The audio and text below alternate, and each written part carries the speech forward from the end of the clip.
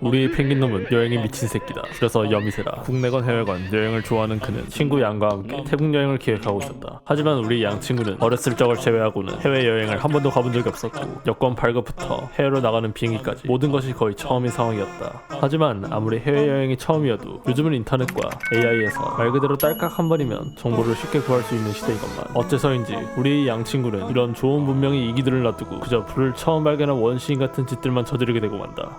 해외로 나가기 위해선 당연히 여권이 필요하고 시청, 구청 등에서 발급해준다. 하지만 양 친구는 초행길에 당당히 그런 거 모르겠고를 시전하며 정보를 찾아보지도 않고 펭귄에게 이와 같이 카톡을 했다. 야, 여권 어떻게 따는 거니? 응? 여권 어떻게 따냐고? 양 새끼는 여권을 시험 봐서 통과한 사람들만 발급해주는 자격증 같은 것으로 이해하고 있던 것이었다. 펭귄놈은 이 말을 짚으며 설명을 해주고 우여곡절 끝에 양놈은 여권 사진을 찍고 구청에 여권을 신청하러 갔다. 아주 늦게 말이다. 여권이 신청하면 금방 나오는 줄 알았던 그는 출국 전날까지 여권을 수령하지 못한 상황이었고 불행인지 다행인지 그는 출국 당일날 아침에 여권을 겨우 수령할 수 있었다. 어떻게든 공항에 도착하여 체크인을 하며 비행기 티켓 2장을 수령한 펭귄놈은 양새끼의 비행기 티켓 영문 이름이 그의 여권에 기재된 이름과 다른 것을 발견하고 만다. 여권에 있는 이름과 티켓에 적힌 이름이 다르면 비행기 탑승이 거부될 수도 있는 상황. 펭귄은 분명 이 새끼가 티켓에 적을 영문명을 틀림없이 잘 적었다고 얘기하여 비행기 티켓을 본인이 대신 예매해준 상황이었고 공항에 그의 패급 친구를 유기하고 갈지 말지 진지하게 고민하기 시작했다. 또다시 불행인지 다행인지 양새끼가 항공사에 설명하여 어떻게든 티켓을 수령했고 가까스로 비행기를 탑승할 수 있게 되었다. 슬슬 이쯤 했으면 더할 패급짓도 없지만 우리의 양 친구는 말 그대로 끝까지 가지가지 하고 만다. 그들이 예약한 항공사는 저가 항공이었고 위탁 수화말이 없었기에 모든 짐을 기내에 반입해야 하는 상황이었다. 일정 용량을 넘는 액체류는 기내에 반입할 수 없는 규정을 당연히 알리 없는 우리의 양 친구는 대용량 로션과 스킨 등등을 캐리어에 푸짐하게 그것도 새 것으로 챙겨온 것이었다. 당연히 이 화장품들은 전부 공항 출구장을 통과하지 못하고 폐기될 상황. 그러나 여기에서마저 한술 더 뜨는 우리의 양 친구는 차마 그대로 새 로션과 스킨들을 그냥 버리기나 아까웠는지 잠깐만요를 시전하고는 어디선가 조그만 빈 플라스틱 병을 꺼내어 공항 한가운데서 자신이 들고 갈 로션들을 부어서 담기 시작했다. 펭귄은 이 레전드 상황의 당사자인 양 새끼를 보며 속으로 생각했다. 이 새끼 버리고 갈걸.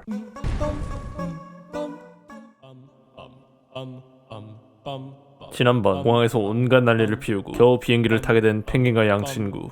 그렇게 태국에 도착해서 한창 신나게 놀고 있던 어느 날 저녁 두 금수놈들은 1차에서 술을 거하게 퍼마시고 펭귄은 먼저 숙소로 돌아간 후 돌아가기 아쉬웠던 양 친구만 혼자 2차 장소로 물색 중이었다. 한창 거리를 걷던 중 마침 양 친구의 눈에 들어오는 술집이 하나 있었다.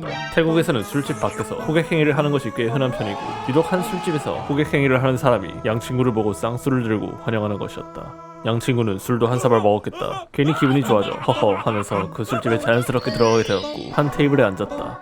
그 술집은 약간 클럽처럼 중간의 스테이지에서 여러 여성 댄서분들과 다른 사람들이 춤도 추고 테이블에서 그 모습을 잘 볼 수 있는 구조였다. 그런데 술집에 다른 손님이 없던 것도 아닌데 갑자기 양 친구가 앉자마자 유독 양이 앉은 테이블 근처로 여성 댄서분들이 모여드는 것이 아닌가. 양 친구는 살면서 단 한 번도 누려본 적 없던 인기에 나 좀 먹히나? 라고 생각하며 입꼬리가 귀에 걸리기 시작했다. 그렇게 그곳에서도 기분 좋게 술 한잔 걸치며 씨팔 오늘만큼은 나로 차원우 부럽지 않다 라고 생각하던 중 양 친구가 마음에 들었던 스테이지에서 춤추던 한 여성분이 내려와서 양 친구가 있는 테이블로 오게 되었다. 가까이서 보니 괜히 더 설렜던 양 친구는 그분과 같이 기분 좋게 술을 마시며 핸드폰 번역기로 이것저것 대화를 하기 시작했다. 하지만 그 여성분이 그 다음 번역기로 적어서 보여준 한마디는 거하게 취한 양새끼의 알코올 기운을 죄다 날려버리고도 남을 만큼 충격적인 것이었다.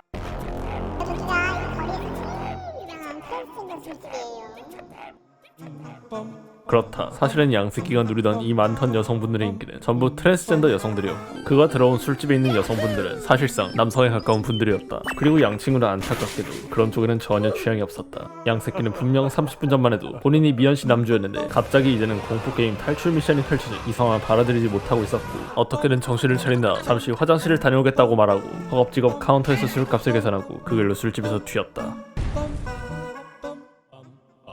주인장과 친구들의 고등학교 시절 어딜 가든 몰래 다니는 걸 좋아하는 이 금수들은 독서실도 한 곳에 같이 다니게 되었다. 그리고 우리 금수들이 들어온 이 독서실은 금수들이 들어온과 동시에 굉장히 골 때리는 장소가 되고 마는데 한 놈은 하라는 공부를 안 하고 독서실 카운터 알바를 꼬셔서 사귀질 않나. 그걸 본 독서실에 다니던 금수들의 여사친들도 갑자기 연애바람이 불어서 누구랑 썸 탄다는 소문이 들리지 않나. 독서실에 출입하면 부모님 휴대폰으로 알림이 가지만 독서실 실장과 매우 친했던 펭귄놈을 이용하여 알림만 정상적으로 가게 된다. 주인장과 펭귄은 PC방으로 튀질 않나. 독서실을 다니는 자녀의 부모 부모님들이 보신다면 억장이 무너질 집만 골라서 하는 공부 빼고 다 하는 그런 장소가 되었다. 어느 날 저녁밥 맛있게 먹고 힘이 넘쳐나는 주인장과 펭귄 그리고 독사놈은 공부를 하기 싫고 뭐라도 해야겠다는 생각에 독서실 공용 공간으로 나와 무엇을 하면 좋을지 의논하기 시작했다. 하지만 별 계획 없이 사는 금수들답게 별 생각 없는 이놈들은 일단 독서실 건물 옥상으로 바람이나 쐬러가자고 결정하고 옥상에 도착했다. 한 10분 정도 잠시 바깥 경치 구경 좀 하고 있었을까 정말 개뜬금없이 펭귄놈이 본인이 입고 있던 후리스를 벗어서는 채찍만을 휘두르기 시작했다. 주인장한테 말이다. 하지만 웬걸 의외로 주인장이 그렇게 휘두르는 후리스를 잘 피하는 건 아닌가. 그걸 본 독사놈도 재밌겠다 싶었는지 본인이 후리스를 벗어서는 이 개싸움에 합류하여 후리스를 휘두르면서 펭귄을 노리기 시작했다. 가을 달빛이 펼쳐진 옥상. 오늘도 부모님 등골로 사골 끓이는 금수들은 하루는 공부는 안 하고 후리스로 개인전 WWE를 옥상에서 열고야 말았다. 아무리 후리스로 후려치는 거라지만 그 끝에 쇠로 된 지퍼에 맞으면 드럽게 아팠고 주인장과 금수들은 필사적으로 저 지퍼에만큼은 맞지 않기 위해 신들린 듯이 서로의 공격을 피하고 또 그걸 잡아보기 위해 후리스를 휘둘렀다. 그렇게 한 5분 정도 WWE가 펼쳐졌을까. 갑자기 주인장을 제외한 두 금수들이 뭔가 신호를 주고받더니 비겁하게 티밍을 해서 2대1로 주인장을 다굴하기 시작했다. 주인장 입으로 스스로 말하긴 뭐하지만 정말 의외로 주인장은 이 날아오는 후리스들을 잘 피해가면서 펭귄과 독사를 동시에 상대하기 시작했다. 일단 한 놈을 후리스 지퍼로 후려쳐서 땅에 뒹굴게서 무력화시키고 그 다음 남은 놈이랑 1대1을 하는 식으로 말이다. 이 모습을 본 펭귄놈과 독사놈은 무슨 RPG 중간보스 레이드 뛰러 온 애들 마냥 더 호승심에 불타서 주인장을 한번 잡아보겠다고 정말 최선을 다해 주인장을 후려치기 시작했다. 결국 이 가슴이 옹졸해지는 대결은 무승부로 끝났고 체력을 전부 소진한 세 금수들은 옥상에 그대로 퍼지게 되었다. 하지만 쉬는 것도 좀 그냥 평범하게 잘 쉬면 될 텐데 왜인지는 몰라도 펭귄놈은 우통을 까고 울타리 하나 없는 옥상 난간에 그대로 들어눕는 거 아닌가. 실수로 발려도 헛디디면 그대로 저승가는 건 뻔한 일인데 정말 태토남이 따로 없었다. 그렇게 낭만 넘치는 시간을 보내고 그날 뒤로도 새 금수놈들은 그때 했던 WWE 맛이 잊혀지지 않아 옥상에서 비슷한 뭔가를 해보려 했으나 그때의 그 맛이 나지 않아 대충 때려치고 각자 할 일을 하게 되었다. 물론 공부는 빼고 말이다. 생가와 본가 두 마리 차이를 혹시 아는가? 생가는 태어나서 자란지 본가는 원래 살런지 이사를 간 게 아니라면 사실 거의 차이가 없는 말이다. 하지만 주인장과 금수들 사이에서는 생가는 본가에서 떨어져 지내는 자취방 같은 곳으로 의미하고 본가는 말 그대로의 의미로 통하는 다소 이상한 불문율이 있다. 불문율답게 이 불문율은 우리들 사이에서 한 번도 정확히 언급된 적이 없었고 주인장은 어느 날 이 불문율로 인해 때 아닌 개고생을 하게 된다. 펭귄과 치아와가 만나서 놀자고 부른 어느 날 약속 당일이 되도록 장소와 시간을 못 정해서 고민하던 금수들은 결국 펭귄의 본가에서 만나기로 결정했고 주인장에게 치아와는 펭귄 본가 내시고 라고 단톡방에 언급을 했다. 밖에서 다른 볼일을 보고 있던 주인장은 이 카톡을 대충 읽고서는 본가면 자취방이 있고 이라고 생각을 하고 펭귄의 본가가 아닌 생가로 향하는 지하철에 오르고 만다. 참고로 펭귄의 생가와 본가는 편도 1시간 반 거리다. 자신이 잘못된 약속 장소로 가는 줄을 모르고 주인장은 4시가 다 되어 결국 펭귄의 생가에 도착하여 현관문을 눌렀다. 당연히 집에 아무도 없으니 반응이 있을 리가 없었고 주인장은 이상하다 생각하여 다시 배를 여러 번 누르기 시작했다. 이때까지만 해도 주인장은 이 금수들이 단체로 뻘어서 자고 있다고 생각했지 본가가 자취방을 의미하는 것이 아니라고는 꿈에도 생각하지 않고 있었다. 한참 반응이 없자 슬슬 약속해놓고 문도 안 열어주는 금수 새끼들이 짜증난 주인장은 펭귄에게 전화를 걸었다. 야, 문 열어. 에? 우리 집에 있는데 왜 배를 안 누름? 배를 눌러도 안 나오잖아. 뭔 소리임? 너 어딘데? 니네 집 현관문 앞 새끼야. 펭귄은 현관문을 열고 밖으로 나가봤고 당연히 아무도 없었기에 너 없는데? 너 어디인 대체? 라고 질문했고 그제야 주인장은 자신이 도착한 이곳이 본가가 아닌 생가임을 인지하고 말았다. 화는 나지만 딱히 누구를 탓하기도 뭐한 상황에 주인장은 짜증만 삭히며 다시 개같이 지하철을 타고 도합 3시간을 길바닥에 버리며 펭귄놈의 본가로 향했고 이번에는 내 손으로 문을 따고 들어가야겠다고 결심한 주인장은 지하철에서 펭귄에게 카톡으로 현관문 비밀번호를 물어봤다. 그렇게 도착한 펭귄의 본가 아파트. 하지만 여기서도 주인장은 실수를 하고 마는데 펭귄의 본가는 7층이지만 주인장은 분노에 눈이 멀어 갑자기 8층에 가서 엉뚱한 현관문을 두드리고 남의 집 현관 비밀번호를 누르기 시작했다. 그 집안에 마침 사람이 없어서 다행이지 만약 있었다면 주인장은 유튜브에서 썰을 풀고 있는 게 아니라 강도가 되어 감옥에서 있었을 것이다. 당연히 남의 집 앞에서 틀린 비밀번호를 입력했으니 문이 열릴 리가 없었고 펭귄이 자신을 속였다고 생각한 주인장은 다시 전화를 걸어 802호 비밀번호 틀렸다 씨발! 라고 하였고 펭귄은 우리 7층인데? 라고 비웃기 시작했다. 갈 곳 없는 분노에 차한 주인장은 개같이 7층으로 내려갔고 드디어 현관문을 따고 금수 새끼를 마주했을 때 우리 펭귄과 치아와는 팬티만 입고 서로의 엉덩이를 누가 더 잘 때리나 시합 중이었다.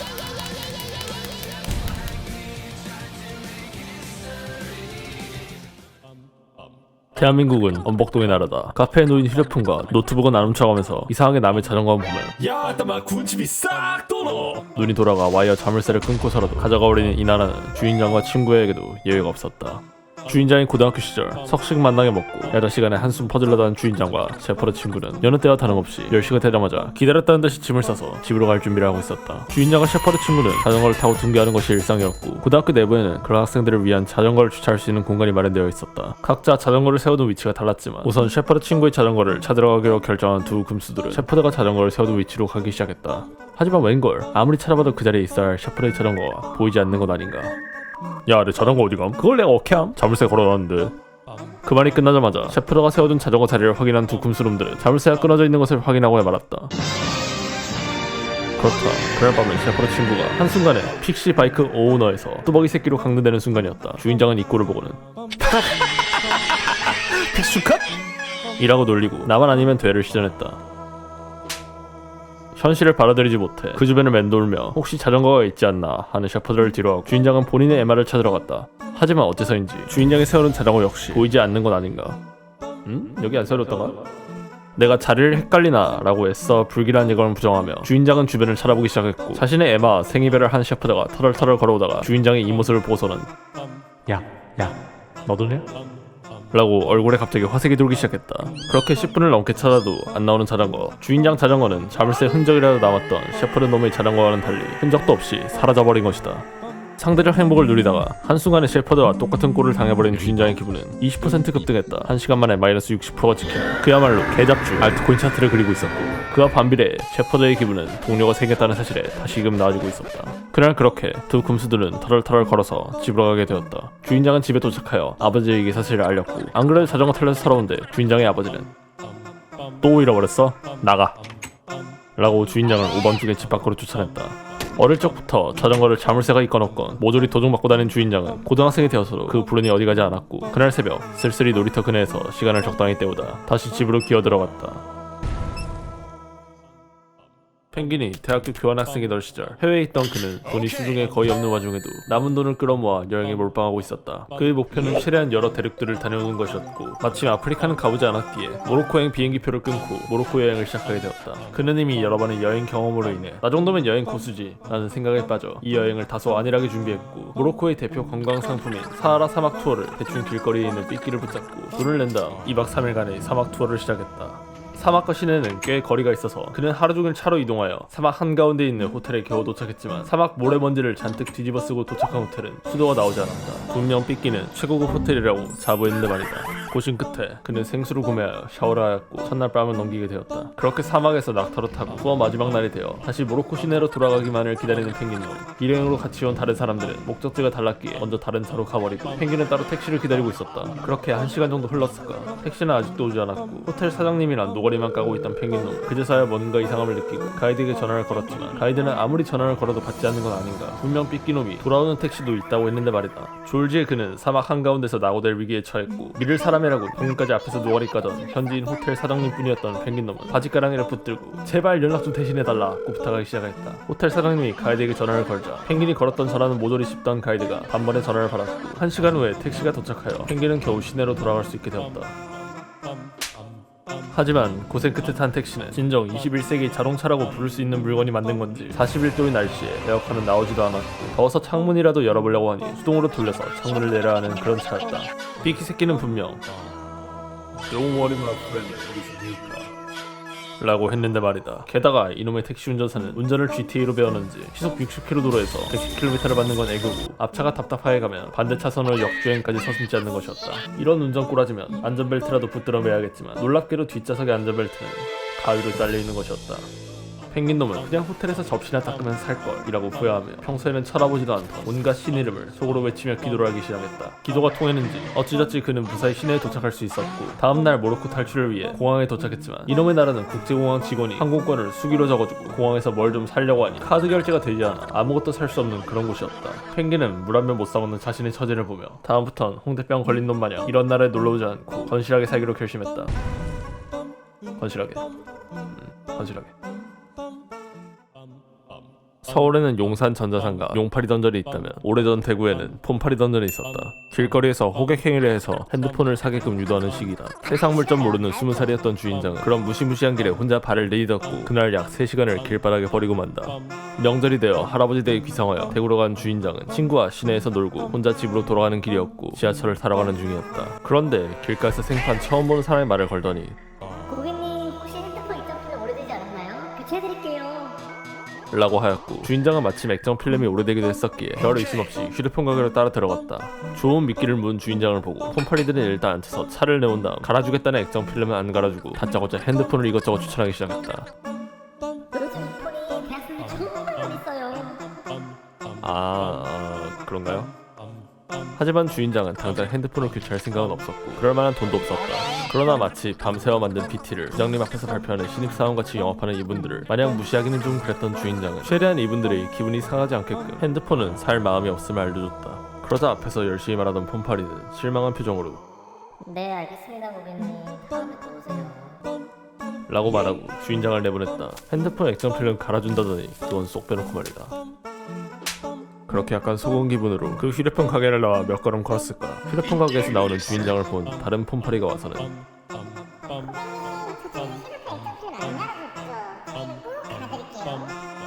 라고 하였고 순진한 주인장은 설마 앞에서 저런 걸 보고도 똑같이 하진 않겠지 해서 그 폰팔이 가게를 또 따라 들어갔다. 하지만 그 동네 폰팔이들은 영업 방식이 다 똑같은 거지. 첫 번째, 적당히 한 명을 낚아 가게로 데려온다. 두 번째, 일단 차를 내온다. 세 번째, 갈아주겠다는 액정 필름은 어디 가고 갑자기 휴대폰 팜플렛을 내온다. 네 번째, 지금 폰을 사면 얼마나 이득인지 약 40분가량 아주 열심히 피력한다. 주인장은 어쨌든 이쪽 가게에서도 핸드폰을 안 살 생각이었기에 주인장 어머니에게 전화를 걸어 여기서 폰 사면 좋다는데 어떠냐 라고 마치 폰을 살 마음이 없진 않은 것처럼 연기를 하기 시작했다. 아마 이때 폰팔이는 오늘 저녁은 소고기다 라고 행복 회로가 불타고 있었을 것이다. 그렇게 한 5분 정도 통화를 하고 주인장은 얘기했다.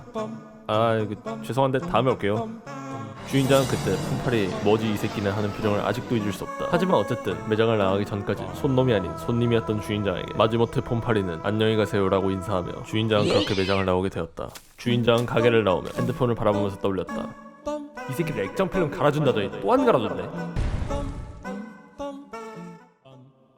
치아와가 지금 직장에 취업하기 이전 그는 호텔에서 호텔리어로 근무했었다. 호텔에 말이 잘 통하는 한국인들만 오면 참 좋겠지만 어느 호텔이 그러하듯 우리나라의 관광을 위해 찾아온 외국인 손님들 또한 종종 오곤 했다.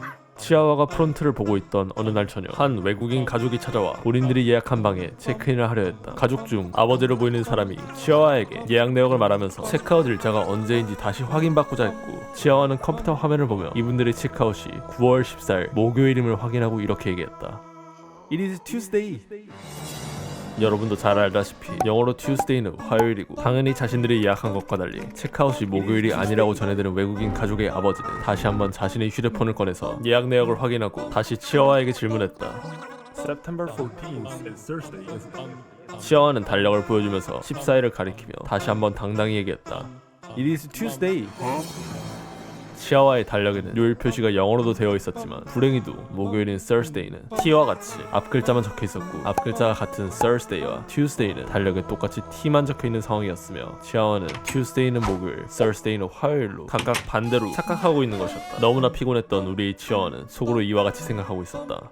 아니 이 사람들이 대체 목요일에 체크아웃을 하기로 해놓고 왜 자꾸 화요일에 나가겠다는 거야? 치아와의 속마음을 알리 없는 외국인 가족들은 치아와가 너무나 당당히 9월 14일이 목요일이 아니고 당신들은 화요일에 나가야 한다고 안내하는 상황에 급기야 외국인 가족의 아버지는 자신이 작년 달력을 펼치려고 예약을 했었는지 의심하기 시작했다. 그렇게 같은 날짜를 두고 잘못 이해한 사람은 없지만 잘못 말한 놈이 잘못 말한 줄 모르는 기가 막힌 상황이 3분 동안 이어지고 치아와가 달력을 다시 확인하자 그제야 자신이 잘못 얘기한 것을 깨달았다. 오 쏘리 Thursday correct.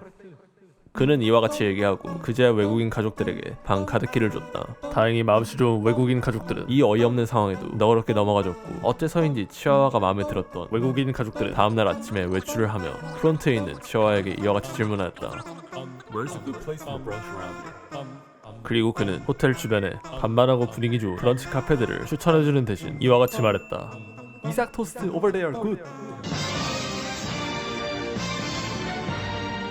과연 초인류 호텔리어다운 모습이었고 어째서인지 이것조차 맛있게 먹고 외국인 가족들은 체크아웃 날이 되자 제주도로 떠나며 치아와만큼 영어로 친절하게 잘 설명해준 사람이 없다고 팁까지 챙겨주며 그를 칭찬하였다. 될 놈은 뭘 해도 되는 것 같다고 느끼는 요즘이다. 주인장이 성인이 되고 나서 독사친구와 가게 된 첫 해외여행. 둘은 적당한 장소를 찾다가 대중교통 좋고 볼거리도 무난한 싱가포르로 여행을 가기로 결정했다. 마침 주인장의 아버지 지인분 중 한 명이 싱가포르에서 해외 근무를 하시는 분이었고, 독사친구와 주인장은 여행을 중 하루는 그분에게 공짜 저녁을 얻어먹을 수 있게 되었다. 두 곰수들은 뭘 사달라고 할까 고민하다가 칠리크랩이 그렇게 맛있다길래 그분과 연락하여 싱가포르의 한 칠리크랩 집으로 가게 되었다. 그분과는 초면이라 하지만 또 만난 거 먹으면서 술이 빠질 수 없었고, 독사친구와 주인장 그리고 주인장 아버지 지인분은 그렇게 셋이서 칠리크랩을 뜯으며 생맥주 한 잔씩을 먹게 되었다. 그리고 저 생맥주 한 잔이 주인장에게 재앙이 되어 돌아올 줄은 주인장은 칠리크랩을 뜯는 동안은 상상도 하지 못하고 있었다. 주인장은 주량이 매우 약한 편이고 소주도 2잔, 생맥주를 한 잔이 끝이다. 하지만 기껏 아버지 소개로 어렵게 찾아본 귀한 분을 모시고 누추한 주인장이 술을 빼는 게 말이 되겠는가. 주인장은 약간 무리해서 생맥주 한 잔을 주인장 템포 기준으로 어쩌다 보니 매우 빠르게 다 마셔버렸고 얼굴이 새빨개지기 시작했다. 어찌저찌 식사 자리는 마무리되고 주인장과 독사친구는 그분에게 감사 인사를 드리고 지하철을 타러 역으로 걸어갔다. 하지만 그때부터 주인장은 몸이 좀 말을 안 듣는다고 느끼기 시작했고 머리가 깨질 듯이 아프기 시작했다. 안 받는 술을 억지로 빨리 마셨으니 당연한 결과였다. 그래도 주인장은 아직 버틸 수 있다며 객기를 부리며 꾸역꾸역 지하철을 타고 자리에 앉았다. 주인장은 그날 구토도 급동 참기 마냥 몇 번 위기가 오고 다시 괜찮아진다는 것을 처음 깨닫게 되었다. 그렇게 무사히 가나 싶었지만 결국 마지막 시련이 찾아오고 주인장은 도저히 참을 수 없는 구역감이 올라오기 시작했다. 주인장의 얼굴은 30분 전만 해도 시뻘겠지만 지금은 이미 창백하게 질려서는 독사 새끼를 바라보며 독사야, 난 여기까지인갑다 라는 표정으로 고개를 가로젓기 시작했다. 그걸 지켜보는 독사놈은 안 된다, 여기서 그런 짓을 했다간 우린 끝이다 라는 표정으로 주인장을 바라보기 시작했다. 싱가포르는 여러분도 알다시피 별걸로 다 개같이 벌금을 때리는 나라로 유명하지만 지금 주인장의 머리에는 그런 건 이미 생각에서 사라진 지 오래였고 더 이상 참을 수 없었던 주인장은 그렇게 지하철 좌석에서 김치전을 붙이고 말았다. 억지로 손으로 좀 틀어막긴 했지만 주인장의 손으로는 새어나오는 김치전을 전부 막을 순 없었고 옆에 있던 독사 새끼는 이미 모든 것을 내려놓은 표정으로 물티슈를 꺼내 주변 정리를 하기 시작했다. 다행히도 그 주변에 타고 있던 다른 싱가포르 현지인분들도 말없이 불쌍한 주인장 새끼와 독사를 위해 물티슈를 건네주었다. 황급히 지하철역에서 내려서 화장실로 직행한 두 금수들은 옷에 묻은 김치전을 닦아내고 이에 미안했던 주인장은 본인 돈으로 택시를 타고 숙소까지 가기로 했다. 그렇게 택시를 타고 가다가 독사 새끼가 갑자기 외치길 아씨 내 지갑. 그렇다. 그는 화장실에 주인장 뒤처리를 도와주다가 지갑을 두고 온 것이었다. 황급히 택시를 돌려 다시 지하철역으로 갔고 다행히도 분실물센터에서 독사람의 지갑을 잘 보관하고 있었다. 그렇게 다시 택시를 타고 숙소로 돌아가면 주인장은 오늘 있었던 일을 머릿속으로 정리해보기 시작했다. 오늘의 얻은 것 칠리크랩, 싱가포르 현지인들의 따뜻한 배려. 오늘의 잃은 것 칠리크랩, 대한민국의 구기실추, 최소 칠리크랩 1인분만큼의 택시비, 그리고 독사. 치어와가 펭귄네 차 지방에서 놀기로 한 어느 날 배고팠던 둘은 우선 저녁부터 먹고 놀기로 하였고 펭귄은 마침 이 근처에 자기가 아는 맛있는 분식집이 있다며 적극적으로 추천하였다. 분식이 딱히 땡기진 않았지만 배고파서 뭐라도 먹고 싶었던 치어와는 그의 픽을 믿고 분식집에 가기로 하였다. 본격적인 이야기에 앞서 알아둘 점은 펭귄의 자취방과 분식집은 펭귄이 졸업한 대학교 근처에 있었고 펭귄은 이 채널에서의 짐승 같은 모습과는 어울리지 않게 누구나 알만한 명문대를 졸업했다. 치아와는 이 동네에 펭귄이 아니면 올 일이 없었고 당연히 이 분식집도 와볼 일이 없었으며 그날 저녁 시간에는 치아와와 펭귄 이외에는 분식점에 손님이 없는 상태였다. 그렇게 식당에 들어와서 대충 돈가스와 라면 세트를 시켜 펭귄과 한 숟가락 먹어보려는 찰나 갑자기 분식집 사장님 부부 중 남편분이 치아와를 보더니 어우, 이 친구는 평소에는 혼자 와서 조용히 밥 먹고 가다니 이렇게 친구랑 하니까 활짝고 밝은 친구였네 라고 아는 척을 하시는 것이었다. 다시 말하지만 치아와는 이 식당에 처음 와봤다. 치아와는 속으로는 당황했지만 차마 저 여기 처음인데요 라고 말하고 사장님에게 무안을 줄 수는 없었고 수년간 다져진 사회생활 스킬을 발휘하여 이와 같이 대답했다. 어우 네네 사장님 이번에 친구랑 같이 왔습니다. 이 시점부터 치아와 맞은편에 있는 펭귄놈의 우참 챌린지가 시작되었고 밥이 입으로 넘어가는지 코로 넘어가는지도 모르는 지경이 되었다. 손님도 없고 심심하셨던 사장님은 이 둘과 계속 대화를 이어나갔다. 아우 여기 음식이 참 맛있더라고요. 제가 추천해서 데리고 왔어요. 돈가스는 그냥 맛이 없었고 라면은 불어서 맛이 드럽게 없었음에도 치아와는 이와 같이 얘기했다고 한다. 아유, 그랬어? 근데 여기 자주 오던데 혹시 우리 치어는 이 대학교 학생이거나 여기서 일하는 거야? 펭귄놈은 앞서 말한 명문대 출신이 맞고 그 근처에서 일하는 것도 많았지만 치아와놈은 그렇지 않았다. 보통 사람이라면 아 그건 아니에요 라고 대답하겠지만 치아와는 이 시점부터 그냥 막 나가기로 결심했는지 이와 같이 대답했다.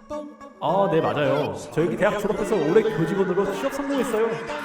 그렇게 치아와는 순식간에 우리가 알던 백급 회사원에서 명문대 출신 엘리트로 신분 세탁을 하였다. 치아와와 펭귄이 둘 다 명문대 출신이라고 전해 듣자 흥미가 생긴 사장님 부부의 아내분까지 대화에 합세하셔서 어머, 진짜 이들은 최고 신랑감이야. 여기 대학교 나와서 이렇게 취업하자.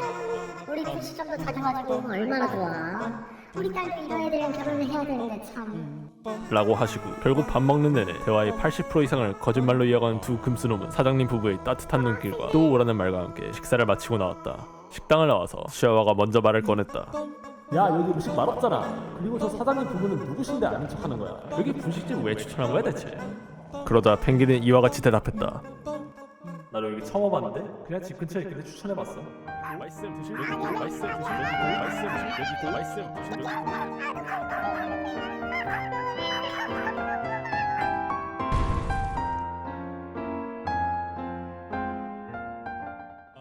2024년 1월 도파민에 미쳐버린 새 짐승놈들은 추억 저편에 잊고 있던 금단의 카드 게임 하나를 떠올리고야 만다. 이름하여 유이와 나이가 내일 모레 30이 다 되어가도록 설이라고 눈 씻고 찾아봐도 찾아볼 수 없는 새 금수놈들은 그저 근본 넘치는 새 도파민을 찾았다는 기쁨에 그날로 단톡방을 파고 당근과 번개장터 그리고 온라인 카드샵에서 각자 자신들의 카드 뭉치를 사기 시작하고야 말았다. 한 놈은 블랙메이션 덱을, 또 한 놈은 여선무사 덱을, 주인장은 대충 좋은 카드들을 섞어놓은 잡덱을 각각 준비했다. 하지만 이 새 금수놈들은 간과하고 있던 게 있었어. 첫 번째, 이놈들이 유양을 하던 시절은 무려 중딩 때인 2000년대 후반, 무려 15년도 넘는 세월의 게임을 다시 하려고 하니 내가 굳을대로 굳어 어떻게 하는지 거의 까먹었다. 과연 이 나이 먹고 유양을 하려던 능지다 없다. 두 번째, 유양은 카드 한 장 한 장의 효과가 매우 길고 그런 카드들이 서로 연계되는 것들이 많다. 그럼 어떤 일들이 벌어지느냐? 이 금수 새끼들은 카드 게임을 하려는 게 아니라 난생 처음 보는 법조문을 읽는 것 마냥 자기 카드 효과를 몰라서 카드 한 장에 적힌 아주 작은 글씨들의 효과를 읽고 이해하는데 그거에만 1분을 쓰게 되고 급기야 경로당 할배를 봐도 보다 못한 진행 속도로 게임이 진행되고야 마는 것이다. 세 번째, 유양은 세월이 지나면서 규칙이 매우 복잡해졌다. 앞서 말한 규칙을 까먹은 것과 겹쳐져 거의 매판 분쟁이 생기게 되었다. 내가 쓴 마법이 먼저냐, 제가 쓴 함정이 먼저냐 와 같은 대화가 매판 이어지고 분쟁이 생길 때마다 꼴에 손해는 보기 싫어 챗GPT한테 판정을 맡기게 되는데 그런 매판 진행되는 꼴이 이렇다. 첫 번째, 듀얼을 시작한다. 두 번째, 선공 플레이어가 카드를 5분 동안 한 땀 한 땀 읽어가 열심히 자신의 카드들을 깔아둔다. 세 번째, 다른 플레이어 차례가 되어 이놈도 5분 동안 한 땀 한 땀 읽어가 이것저것 뭔가를 한다. 네 번째, 중간에 꼭 태클이 들어온다. 다섯 번째, 챗GPT한테 물어보고 답을 기다린다. 여섯 번째, 1에서 5까지의 과정을 반복하면 30분이 지나간다. 남들이 보면 뭐 이딴 짓을 하면서까지 이걸 하나 싶겠지만 이 새 금수놈들은 이미 추억 보정과 자신의 카드를 보고 눈이 돌아가 자신의 밑장 빼기 왕 타짜 유인 줄로만 착각하는 것이었다. 어찌되었든 그리하여 열려버린 대듀얼 시대, 듀얼러서 증명하지 못하는 새끼는 바로 단톡방에서 너 개 못하잖아 라는 모욕적인 비난을 들을 수밖에 없기에 진심을 다해 카드를 구매하고 서로를 어떻게 하면 정성스레 엿을 먹일 수 있는지 연구하기 시작한 새 금수놈들이었다. 그렇게 보드게임 카페에서 듀얼을 하기만 하면 상대방을 향한 존중이라고는 눈 씻고도 찾아볼 수 없는 플레이가 이어졌다. 펭귄놈은 먼저 하기만 하면 남은 아무것도 할 수 없는 개같은 카드들만 꺼내두고 그걸 뚫기 위해 주인장은 또 더 개같은 카드들을 쓰고 그걸 다시 뚫기 위해 치어한 놈은 상대방의 욕설 참기 챌린지를 유도하는 카드를 쓰는 시기였다. 우리는 약 5개월간 이어진 대듀얼 시대 시즌1에서 그 승자를 가려내었다. 승자인 펭귄에게는 그 이름도 위대한 듀얼 마스터라는 칭호가 부여되었다. 우리는 입을 모아 이와 같이 그를 축복하였다. 축하한다 비웅신아. 채널 주인장은 본인이 생각해도 운이 좀 없는 편이다. 오늘은 그중 레전드 억가였던 썰을 하나 풀어보고자 한다.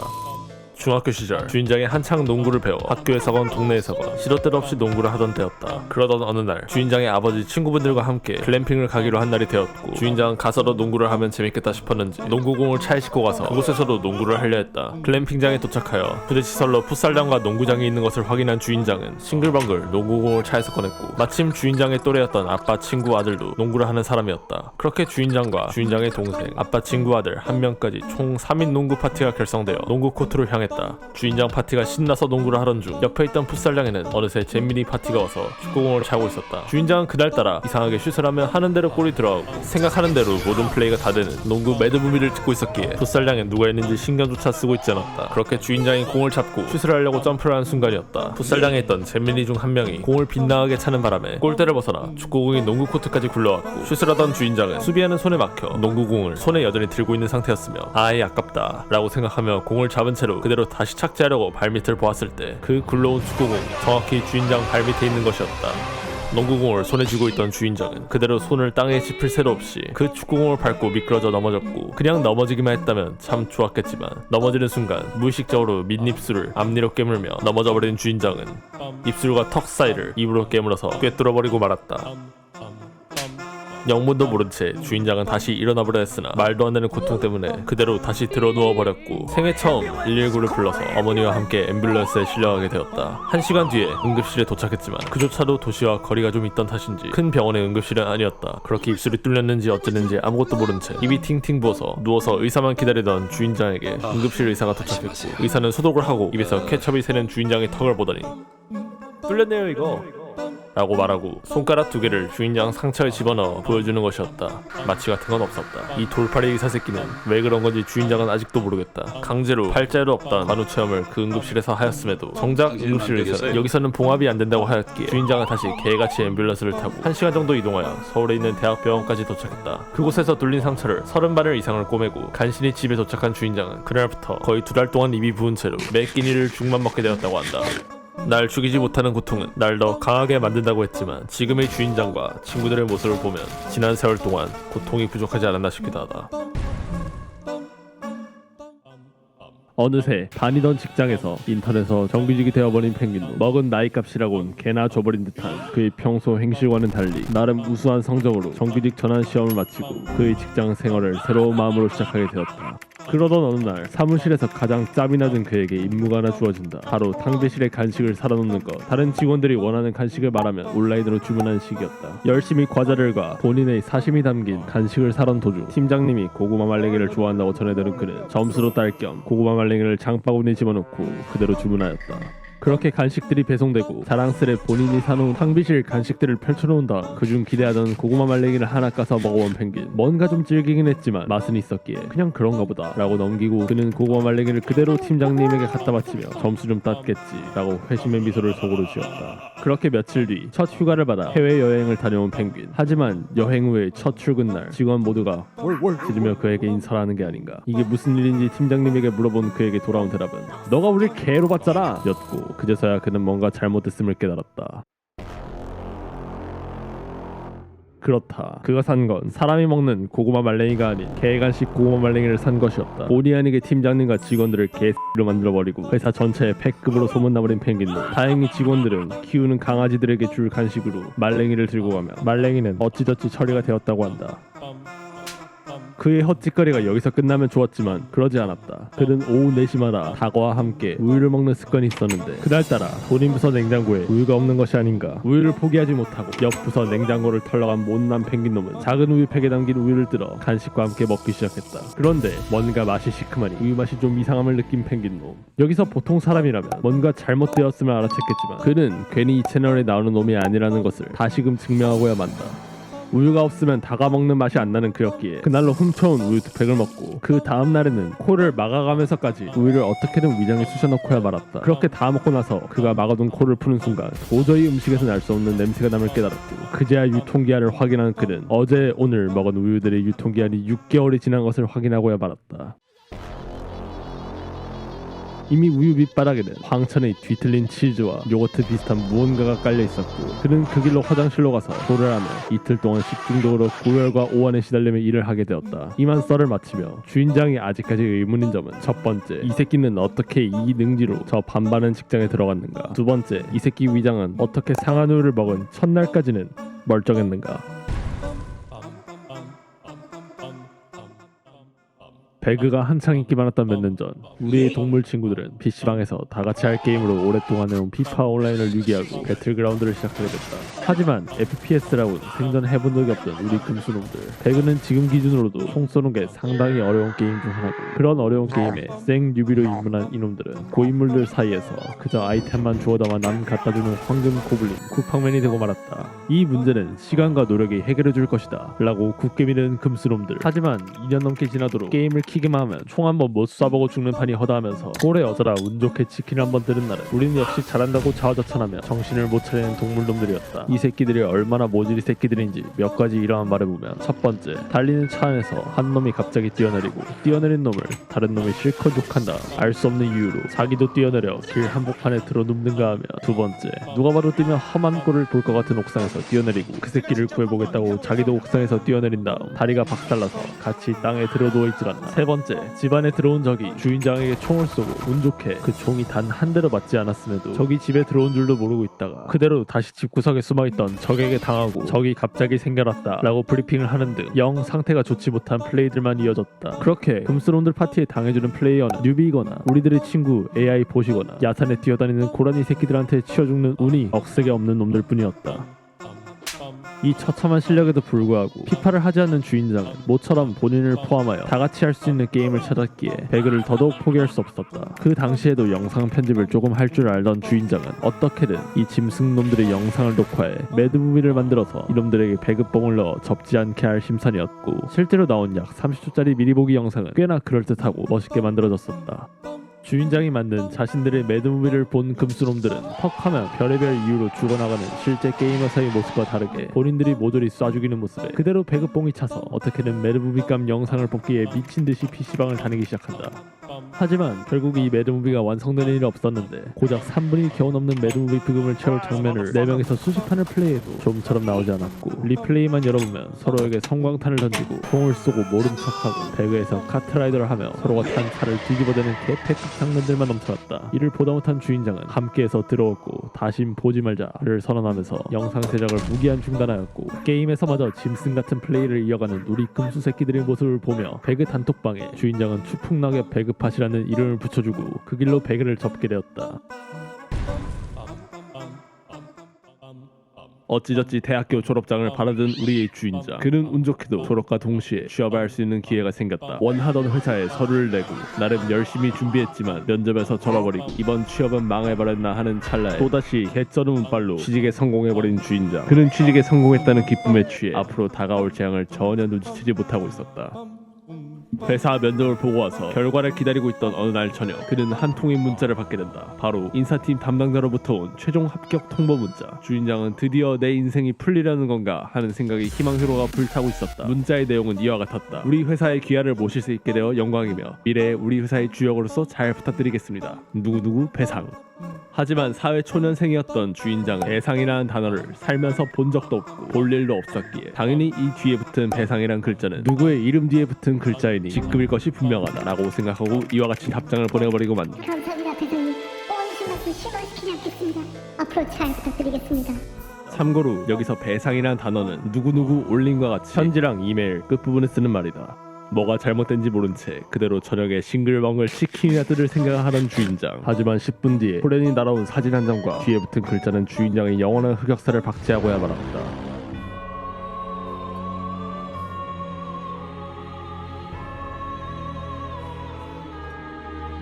그렇다. 주인장 놈은 회사 입사한 지 단 10분 만에 실망시키지 않겠다는 문자를 보내자마자 자신의 인사 담당자를 거하게 실망시켜버린 것이며 이 새끼를 왜 뽑았지라고 생각하게 만들어버린 것이다. 황급히 여태까지 배상이라는 단어가 직급인 줄로만 알았다는 변명이 담긴 문자와 함께 죄송하다는 말을 보냈지만 이미 만천하에 드러난 주인장 새끼의 상식 수준이 복구되는 것은 아니었다. 하지만 아량이 넓은 인사 담당자는 그럴 수 있지 라는 말과 함께 이를 너그러이 봐주는 게 아닌가. 주인장은 그 마음씨에 감동하며 그날 저녁 눈물 젖은 치킨을 뜯게 되었다. 그렇게 우리의 주인장은 우여곡절 끝에 회사를 다니는 직장인이 되었고, 몇 년 뒤 주인장의 뒤를 따라 취업하게 된 우리의 병신 아닌 친구 치아와. 하지만 역시 그 밥의 그 나물 끼리끼리 노는 것인지 주인장이 했던 실수를 이 치아와 놈도 똑같이, 그것도 이번엔 회사 내부 사람도 아닌 외부 이메일에 당당히 어느 날 적어보내고야 마는 것이다. 이 메일을 바라본 사람은 치아와 새끼의 메일 밑에 붙어있는 직급에 프로라는 글자가 얼마나 무서웠을지 상상조차 되지 않는다. 이 사실을 안 펭귄놈은 그 길로 싱글벙글 주인장에게 카톡을 하여 이거 너 아니냐? 라고 하였고, 카톡을 본 주인장은 우리는 왜 이 모양이 꼴인지 한탄을 금치 못함과 동시에 한동안 잊고 지내던 배상님의 악몽을 다시금 떠올리고야 말았다.